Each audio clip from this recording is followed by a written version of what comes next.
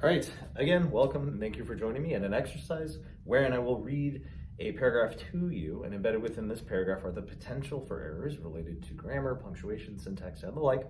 Keep that in mind. Afterwards, I'm going to ask that you pause the video to make corrections independently and then resume when you're ready to re-engage and correct with me. It's a great way to kind of practice some of the skills that you're developing in English. So as I mentioned, I'm going to go ahead and start by reading the paragraph, which is: Bridger jumped up in surprise as he spat out the mouthful of water. The water was extremely salty. Bridger was amazed. Was it possible that the Pacific Ocean extended so far to the east? As Bridger tried to make sense of this confusing discovery, he couldn't find no other explanation. This must be an inlet of the ocean, he thought. It must reach much farther inland than anyone ever imagined. It turned out, of course, that Bridger was wrong, right? Go ahead and pause the video here to make your corrections and resume when you're ready.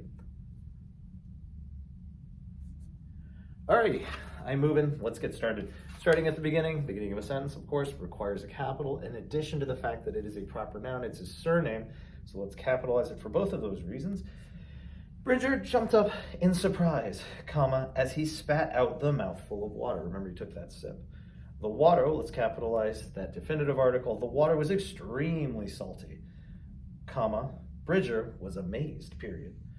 New sentence. Was it possible that the Pacific, proper noun, ocean, a part of that proper noun, extended so far to the east? It's an interrogative, even though it may be, it's an interrogative, so let's go ahead and strike that period, and we're going to add a question mark. Even though it may be rhetorical, it's still a question.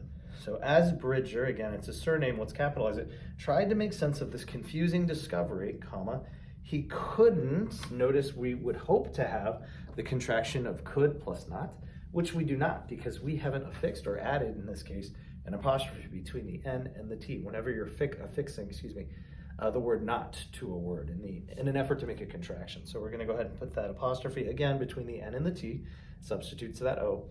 He couldn't find any other explanation, period. Quote, this must be an inlet of the ocean, end quote. After the comma, not before it, he thought, it must reach much farther inland than anyone ever imagined, period. It turned out,